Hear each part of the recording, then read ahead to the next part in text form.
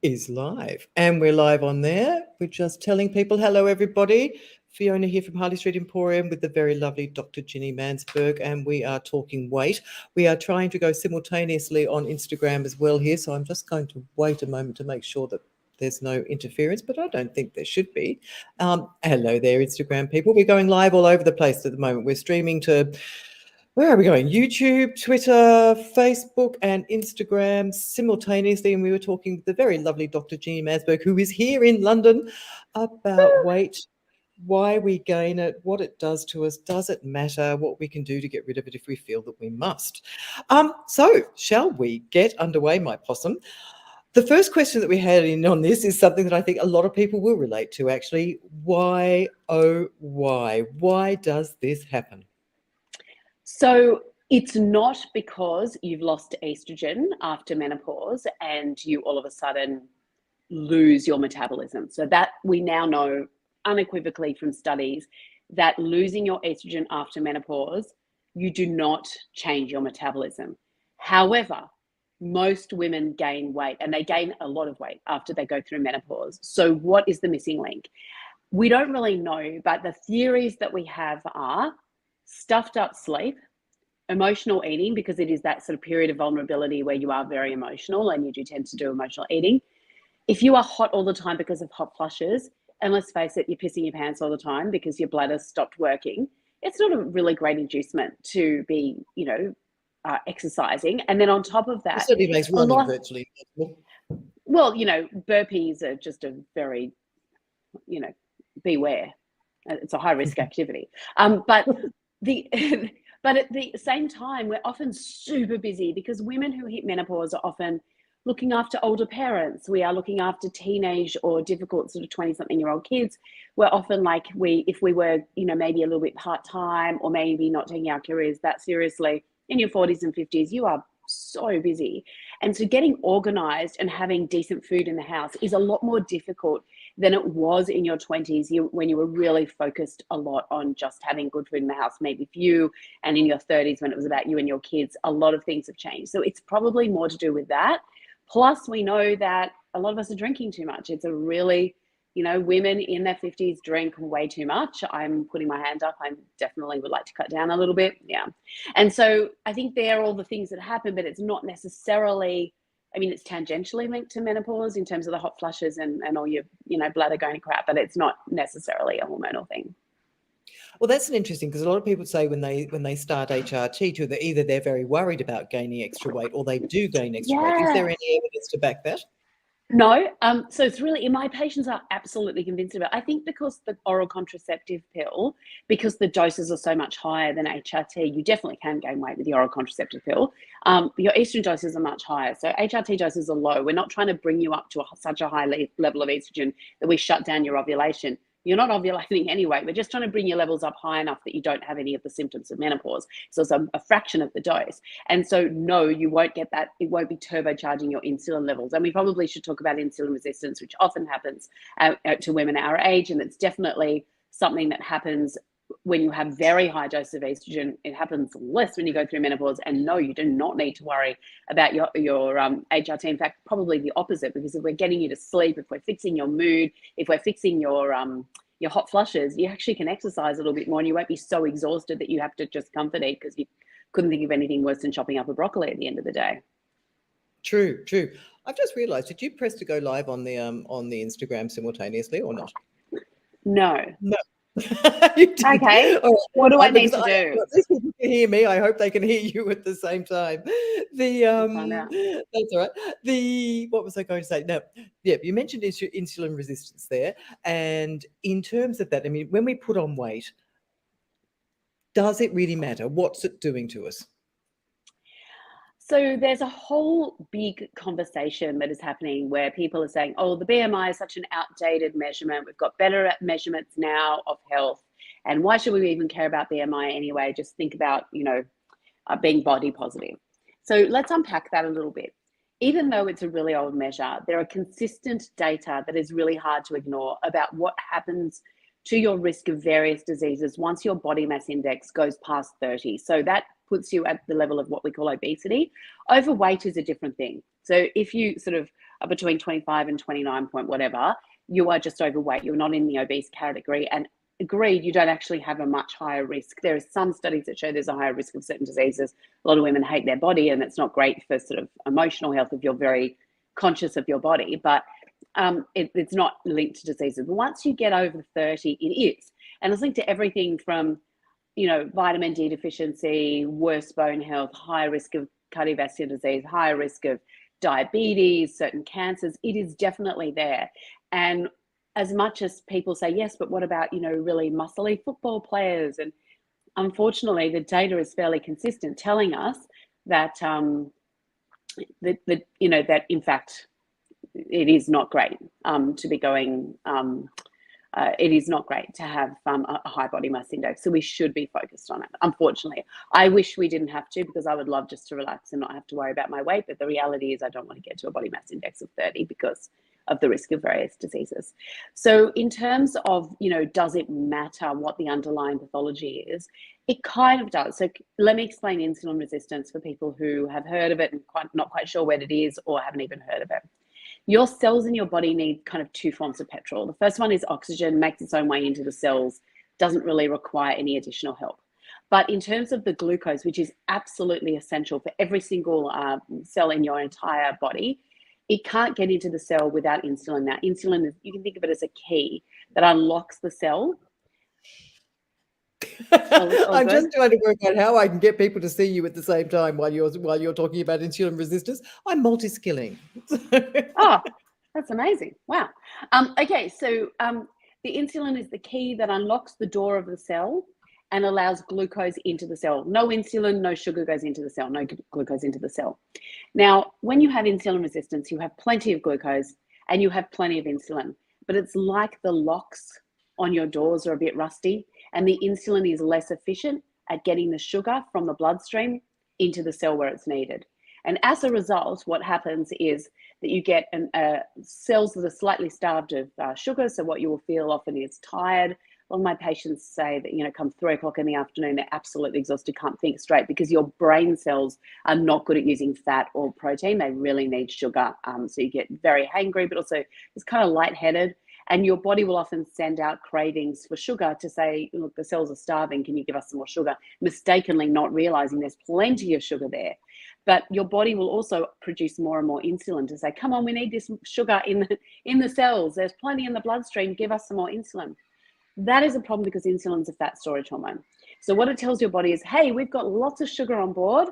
Let's go into storage mode and let's scavenge every single bit of sugar that we can and shove it into fat. That's exactly what we don't want. And it turns off fat burning. And until your levels fall below a certain amount, you cannot burn fat. It inhibits lipolysis in your body. So you could be having a tuna salad all you want, and if you have a high insulin level, you will simply not be able to burn fat. So it's a weight gain condition, and it also is it's a disorder of carbohydrate metabolism, so that you don't actually get enough carbohydrates into the cells. Of course, so you're going to put how on do you weight. know if you've reached that point? I mean, unless you're sort of having a blood test to tell you, how do you know? I mean, is it because you've done everything and it's not moving, or are there any other symptoms that you would notice? How do you know? Look, you're not going to know, but if what I'm sort of saying about that, having that sort of sugar cravings and feeling lightheaded in the afternoon, and you feel like you're putting on a disproportionate amount of weight for your diet, and we need to talk about that because humans are notoriously terrible at knowing what we eat. We are so shit at it. So if you think that, no, I'm putting on way more weight than I should be, the possibility is you're not actually counting all your calories properly in your head. And that happens all the time. I can tell you how I work that out. But the only way to know really is to do a blood test. And there's 2 ways of doing it. You can either do a fasting blood test or what we call an oral glucose tolerance test with a glucose challenge. So what that is, it's a 2-hour blood test. You don't have a needle in your arm for 2 hours. Ideally, you're meant to carb up for the 3 days before the test. I never get my patients to do that because they just look at me in horror, because often they've been cutting out carbs altogether before they end up with me and just going, why am I not losing any weight? I'm so just devastated about it. So I don't normally get them to do that. But then you go in, you're fasting, and you have a fasting blood test, and then they give you this drink that is absolutely foul and is like undiluted cordial. And you have this drink, and then the next 2 blood tests, which are after an hour and after 2 hours, are designed to actually see what your body does with those sugar levels and your insulin levels as well. So we can actually diagnose insulin resistance, and it's a pretty good diagnostic test for what we call pre-diabetes as well, where your sugar levels are not quite at diabetic levels, but they're not normal as well. And there's this massive gray area in the middle that is pre-diabetes, where you're almost inevitably going to get diabetes if you don't take some major evasive action. Plus, there's some evidence that pre-diabetes can predispose you to both heart disease and dementia. They're the two that we really know about at the moment. So it is a pretty good test, and you get that from your doctor. And if you're not losing weight the way you think you should be, then it might be worth going and checking in with your doc. Yeah, it's an interesting one, that one, isn't it? Because I have a number of people who sort of get those results back of being pre-diabetic, and then just sort of think, oh, great, I don't have diabetes, and then sort of continue on down the same road, not sort of seeing that as the alarm bell going off, which is yes, a little bit of a worry. All right, so we're at that kind of point. You mentioned carbs are there, and a lot of your patients sort of saying that, you know, the idea of putting a carb into their mouth is virtual to sort of saying, here, take a cyanide capsule. Are carbs really our enemy? If we want to start shifting this weight, how do we do it? So there is a lot of evidence for the keto diet, which is an extremely low carbohydrate diet for short-term rapid weight loss, but not for sustained weight loss. So I need to fess up, and as much as a doctor, we want everybody to be on a super healthy diet, and it's definitely linked to lower rates of various diseases. If all you care about is weight, there is simply no evidence that there is any diet that can give you long-term sustained weight loss with a diet alone. Now, I know there'll be lots of people watching this going, oh, but I went on a diet and I lost lots of weight. And I'm sure you did, but it's the keeping it off bit that's really difficult. And it's not because the diet stops working, it's because we stop sticking to it. And that's actually something really interesting. When I first started in general practice, and I would have people say, oh, you know, I can't lose any weight. And I'd go, tell me about your diet. And I'd be told, oh, it's so good. I have tuna salad for lunch and I have fish and salad for dinner. I'd be like, wow, that's just so weird. Like, how come you've got a body mass index of 32? That's like, you know, and I was really hunting for what the answers are. And I actually found that a big part of the answer is not to ask people what their diet is like. Because in our heads, we all have the most extraordinarily healthy lettuce and lentil laden diets. And so what I now ask people is, walk me through the last 24 hours. What have you eaten? And like 99% of people will go, oh, well, this was a very unusual. I actually normally eat. No, I'm going to stop you there. Don't tell me what you normally eat. Tell me what you've eaten for the last 24 hours. And, oh, well, I was very tired. So we had takeout time. We had rice and we had noodles and the high GI carbs. And yes, I had dessert last night, but that's because there was, you know, someone had brought a cake home and I was leftovers. And all of a sudden I'm getting 24 hours of zero vegetables and a lot of carbs and a lot of high GI carbs, which everybody tells me is extremely unusual. And I happen to have asked them on the worst possible day. But the reality is, if we think that our diet is amazing, we are tempted, all of us are super tempted to actually give ourselves a little break, be kind to ourselves, just have a little treat here and there. So our diet is usually much worse than we think it is. And I know that is so hard for my patients to hear, so hard. And a lot of them will just go blue in the face and say, that's no, that is, I have not done that for 6 years. You've asked me on a crazy day. But I guess if you really want to lose weight, you know, nobody sits on the couch with a pizza and, you know, 6-pack of beer and thinks that they're doing the right thing by their waistline. No one needs to go to a dietitian to be told, no, you should be having a tuna salad. That doesn't help you. But we need to be kind to ourselves and actually stick to the diet that we know is good and actually not have the crap we know is bad. And that is really hard when you're feeling stressed and you're feeling miserable and you're at work and someone's got a birthday and they're pulling out the cake, and it's very hard to say no. I get it. I can't say no. I'm a pig. But it's what we've got to do if we're going to lose weight. And a lot of it is also about being organized. You know, you can't eat the salad you don't have in your fridge. You got to get those veggies into your fridge. You got to get the bad stuff out. You got to get the good stuff in. Otherwise, it's going to be too hard to do it. Yeah, I mean, it's very hard to be good all the time. That's the thing. Sorry, my dog is about to bark. It's very hard to be good all the time. So, I mean, you can't sort of, like, I guess you would have to be very, very disciplined to not allow yourself anything at all. So you have to. I agree. See. Look, I agree. And I think that, you know, you don't want to be one of those people who has a joyless existence. I mean, that, you know, a study actually recently did come out confirming the vegetarian personality. Like, it is actually, you don't want to make the biggest joy in your life having 2 lentils instead of 1 lentil, right? That's miserable, and I'm not advocating that at all. But I think that in our heads, we give ourselves permission to just have a little bit of something, but it ends up being once or twice a day. And that's where we go wrong. I think when you eat something that's a bit, naughty, or is going to make you put on weight, enjoy it. Be mindful about it. Don't just chomp on it and all of a sudden it's gone. You're like, I don't even remember having it. And that's what happens. We don't remember having it. But I think if you are going to have it, enjoy it. But try and remember that, let's say you have a Mars bar and you're halfway through the Mars bar, it's not a sunk cost. You can throw the other half out when you just have that brain stuff and go, what am I doing? Throw the other half out and have a cucumber. Like, it's okay. Like, enjoy the first half of the Mars bar and then tap out. Yeah, fair enough. Fair enough. You mentioned the keto diet there. I mean, there are a lot of ones that you can't have a single carb. There are people who say that you can't. I mean, there are so many diets out there. Do we have to have a specific diet, or can we just eat healthily by balancing our plate nicely with a reasonable amount of protein and a reasonable amount of vegetables and fruit?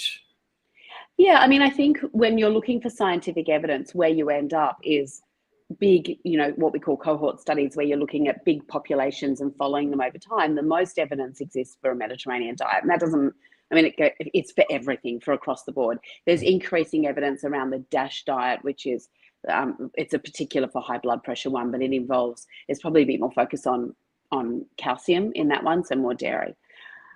I think you're splitting hairs. If you're the sort of person who's going, well, hang on, should I have more cabbage or more cauliflower? You do not have a problem.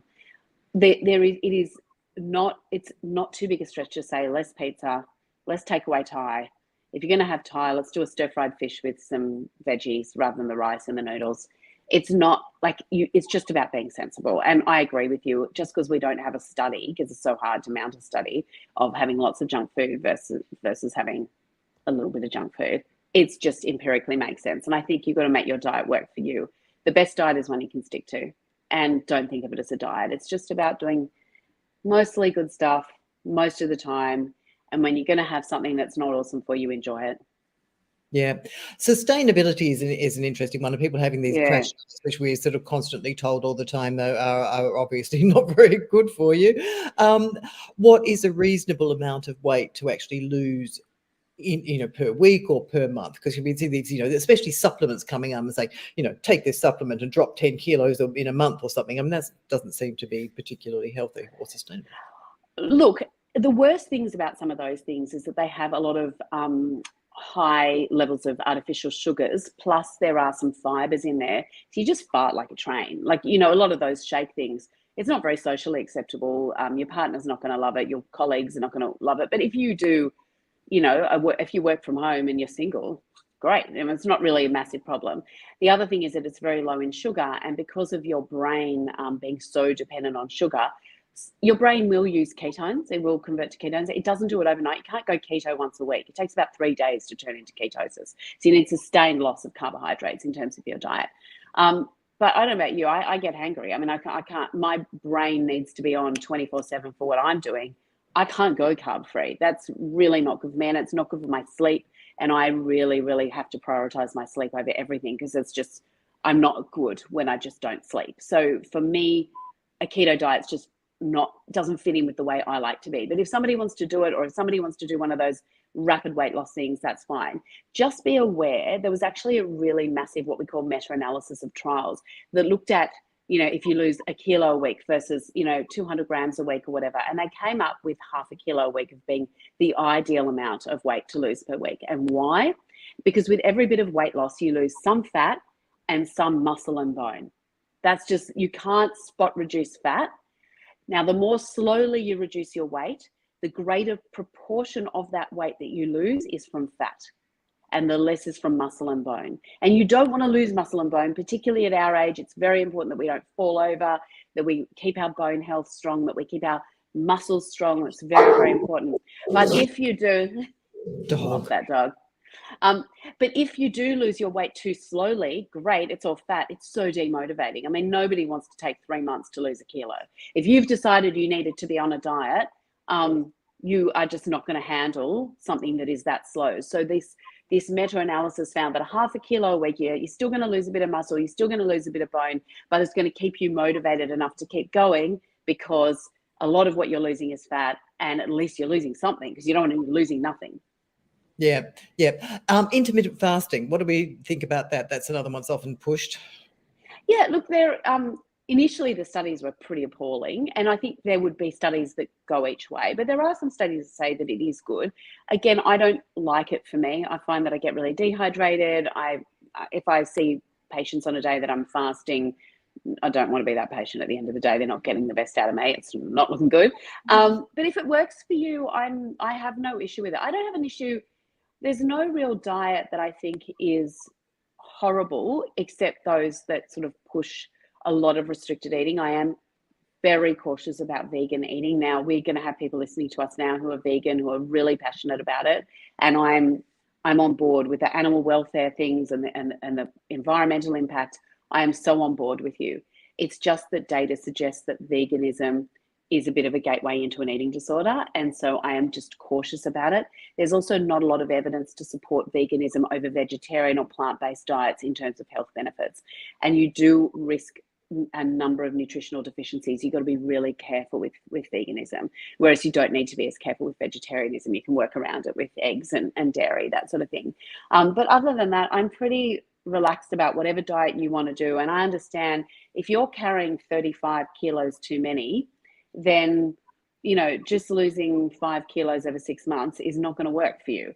And if you want to go keto, it'll be hard, but if you want to do it, you can make that work with your lifestyle and get a quick and dirty 7-8 kilos off you, and then maybe transition to something a bit more sustainable. That's fine. I don't even think you need to go and talk to a dietitian about it. I think you can just go and do it. And, you know, maybe do it with a couple of girlfriends as part of a challenge. I wouldn't go through a gym. Some of them have got some really super strange ideas, like no coffee, which is an absolute hard no for me. I'm not alive without coffee, but anyway, that's another story. But doesn't coffee speed up your metabolism? Why would you say no coffee if you were trying to lose weight? So, look, I think a lot of people who do challenges from the gym are not just looking at their weight. A lot of people who have put on a lot of kilos, often because their eating has gone, you know, to shit, plus they're not exercising, plus their sleep is terrible, plus they're super stressed, plus they have a lot of gut issues as well. And a lot of people are really bloated. I'm just going to tell you, it's probably because your diet's crap and you don't have a lot of fiber in there and you're really constipated. I can't tell you how many times I put my hand on an abdomen and it's just full of shit, literally full as a goog of shit. And then I have to do an abdominal x-ray to tell these people who tell me that they're not constipated, that in fact they are constipated, because I can see it.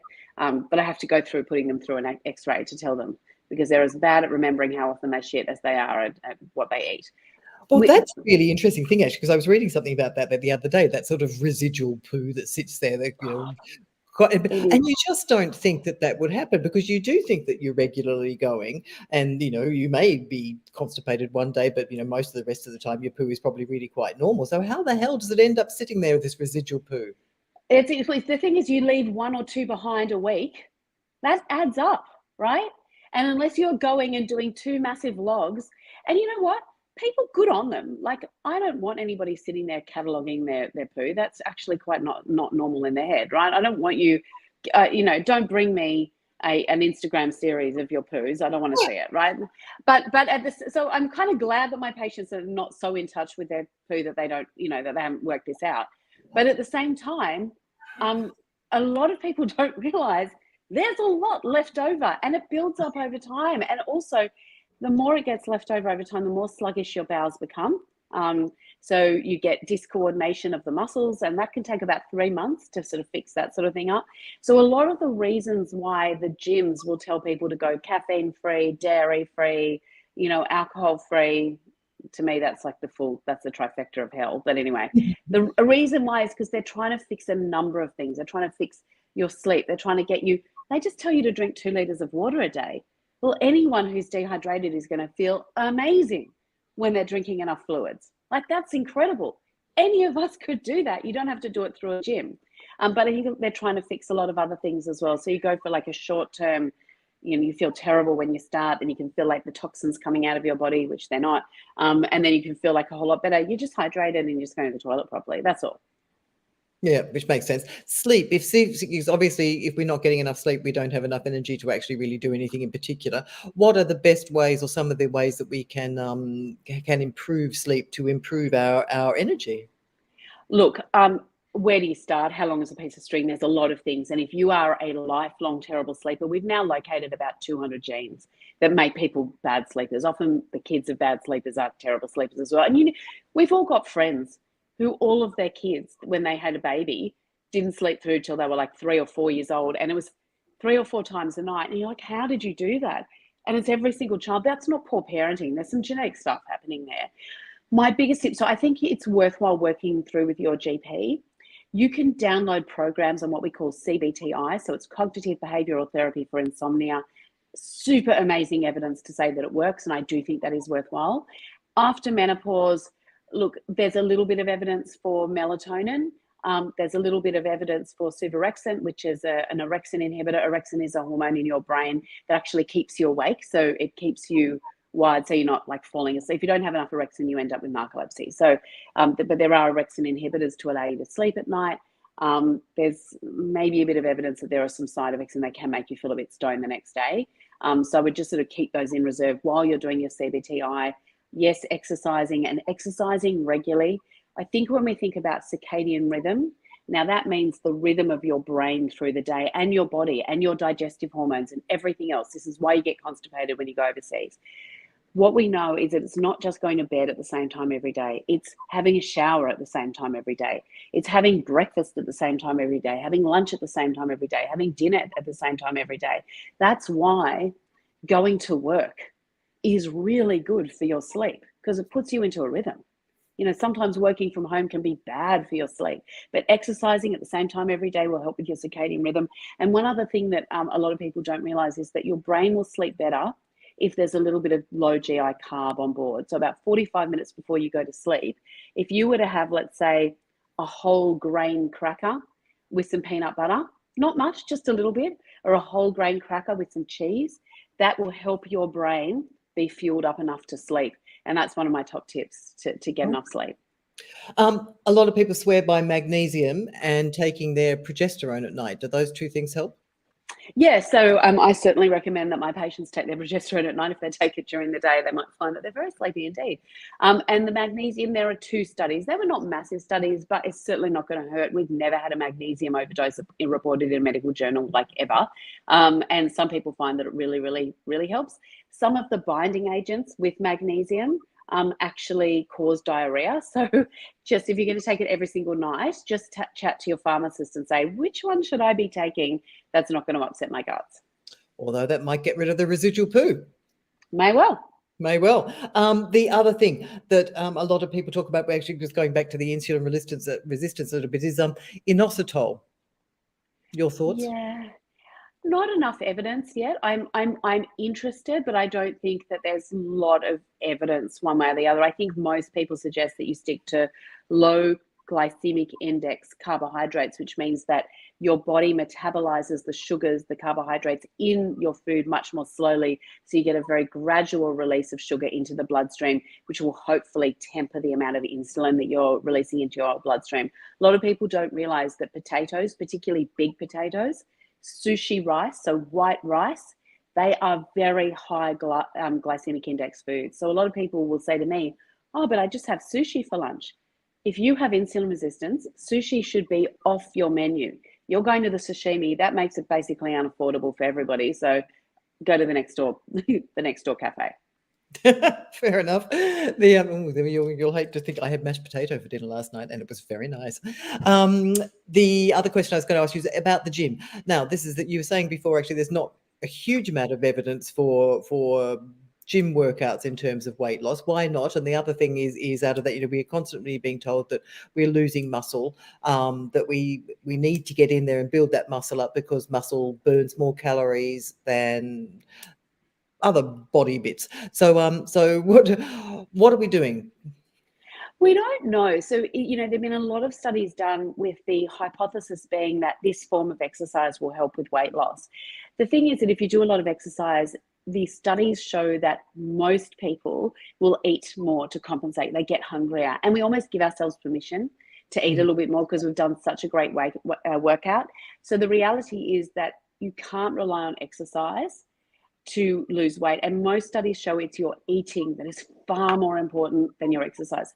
Having said all of that, it's like saying that diets don't work to lose weight. They do short term, they don't long term, or we don't have any evidence that there's long-term sustained weight loss from diets. That doesn't mean you shouldn't go on a healthy diet. I mean, it's so good in terms of your heart disease, your brain health, your bone health, cancer prevention, all the rest of the things.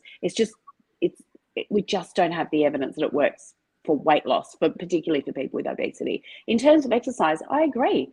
We definitely don't want osteoporosis. We don't even want osteopenia. You don't want to hit menopause with osteopenia already, because like it's an inevitable slide from there. You're definitely going to end up with osteoporosis.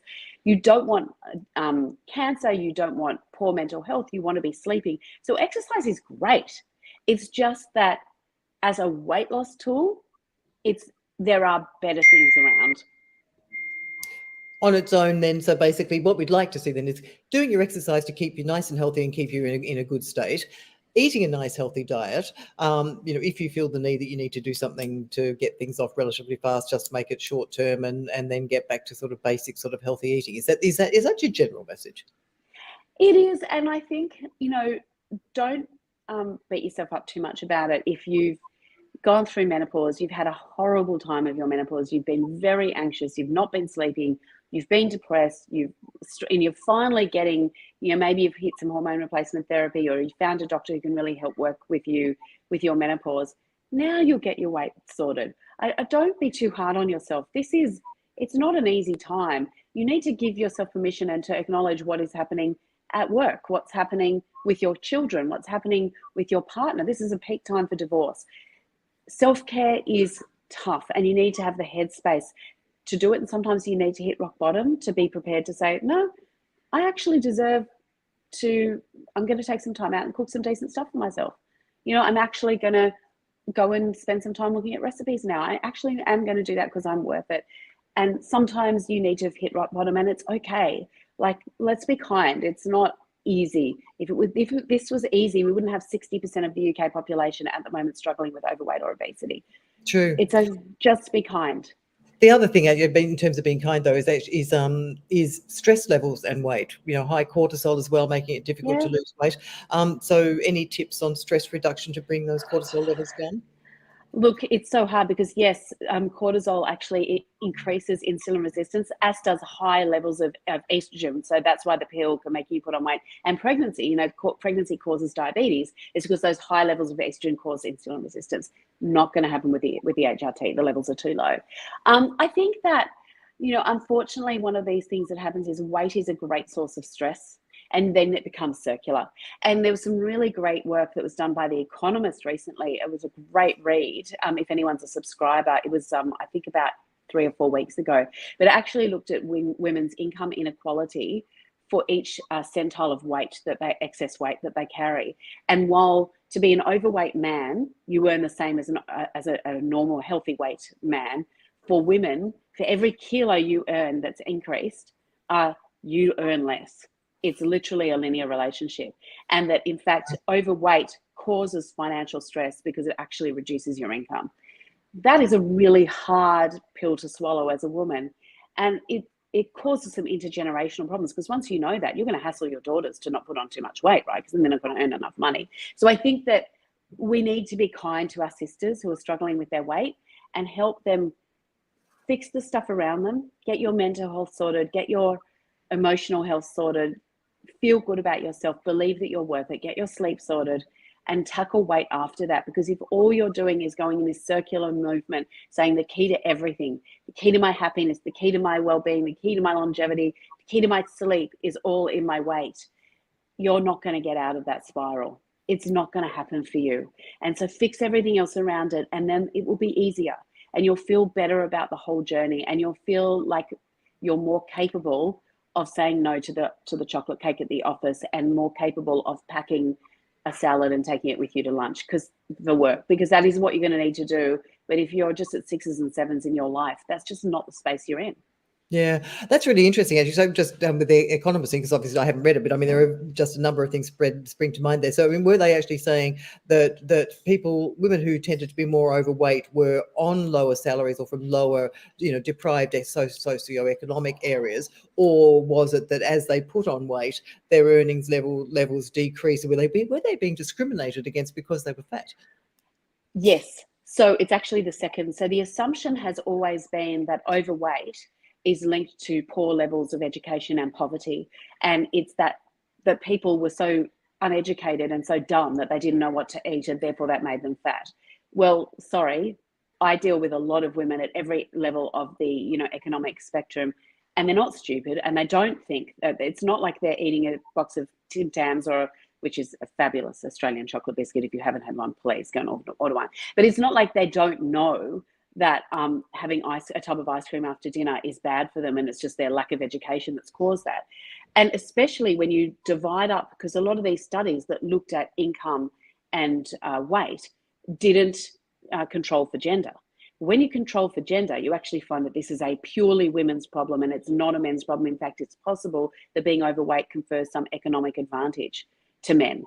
Now, there was a blinded study in Sweden. Now, this is all data that I read in The Economist, so I haven't actually checked the original sources of this, but they referred to a study in Sweden, where in Sweden it's traditional to send a photo of yourself as part of a CV. So they were sending in CVs, the same CV with this identical data, just a different photo, a fat photo and a skinny photo. And the callbacks for skinny people were much higher. And what they have deduced by the gender thing is that by this sort of gendered information plus this study in Sweden, is that there's increasing evidence that we as a society discriminate against overweight and obese women.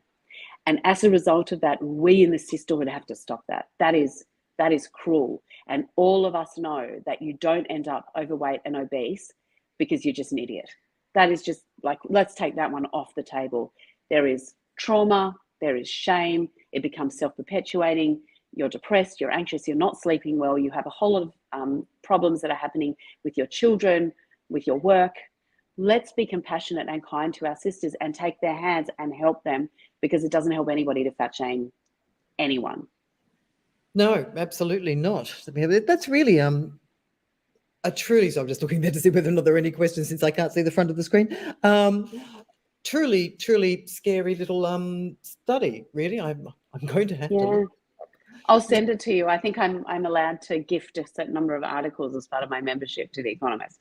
I'll gift it to you and I'll send it to you. It would be worth doing some more stuff on Harley Street, because and I feel like sometimes we women are very judgmental of our overweight sisters, and as a result, our women and girls are often really ashamed of their bodies, and look, one of my New Year's resolutions this year, which I don't think I've actually done anything on at all, but was to be less judgmental, because I think we're very judgmental on everything. Really, we're very quick to make snap judgments on things, and they probably don't do anything for anybody, really. Yeah. There you go. Is there anything else that we should think about weight while we're here, or do we think we've covered it? No. Well, let's cover it off again. So just reminding everybody that when you go through menopause, nothing fundamentally changes with your metabolism. However, lack of sleep, poor mental health where you're making, comfort food choices, lack of exercise, often because you're hot or also because your bladder's not working, being really tired because you've got so much on your plate. This is a very busy time for women. They're the sorts of things that see most women put on weight, and drinking around this time. They're all things that if you know about them, you get armed with the facts. In terms of your hormone replacement therapy, so many of my patients are very, very concerned about putting on weight because they put on weight with the pill. The hormone replacement therapy levels of estrogen are much, much, much lower than those of the pill. And no, you won't put on weight. And in some cases, you will actually lose weight because we get your hot flushes under control and you can actually do less comfort eating. If you are not sure where to go, I don't really care which diet you do. They're all sort of fairly good. As long as we're losing about 0.5 kilo a week seems to be the optimum amount between just losing motivation altogether and losing too much muscle and bone. In terms of fad diets, like a keto diet, it's okay. It's not sustainable in the long term. Intermittent fasting, if it works for you, great. I don't really have a problem with it. let's be kind. Let's be kind to the body, and let's look at weight as part of your whole body. And let's look at your sleep, your stress levels, your emotional well-being. Let's not stigmatize and shame each other. No, that's not saying let's take women with a body mass index of 47 and go, you're fantastic, no need to change. We do need to be in a healthy weight range, because there are so many things that are beneficial for our bodies and are disadvantaged by having a high body mass index above 30. However, if we can do this as part of a sisterhood and be more supportive to each other, less judgmental, less stigmatizing, let's not look at these women as women who are either idiots or have no self-control.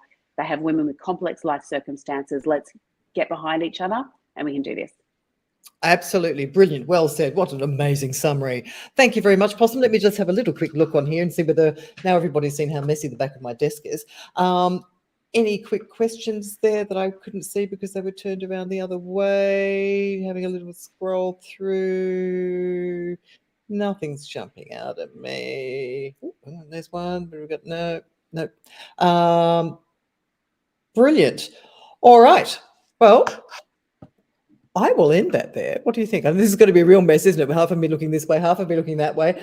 Thank you, Instagram Live people, for being there. I hope you could hear that and you could see it in the end. And now you've seen pretty much the entire mess of my bedroom. I will speak to you all later, and I'll chop that off now. So take care. Bye-bye. Ending that now. And I will say goodbye to you here as well. Thank you, my darling. And I'm on my way over to your place. I'll see you soon. Excellent. See you soon. Bye. Bye.